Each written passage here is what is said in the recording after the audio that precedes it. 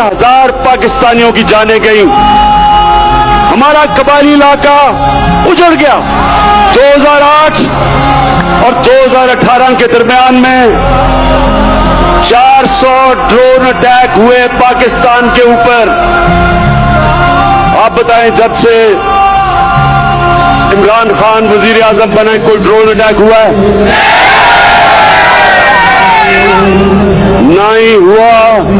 और मैं आज अब सबके सामने कहता हूं कि कभी किसी ने कोशिश की ड्रोन अटैक करने की, मैं पाकिस्तान की एयरफोर्स को कहूंगा कि वो ड्रोन को नीचे गिरा दे।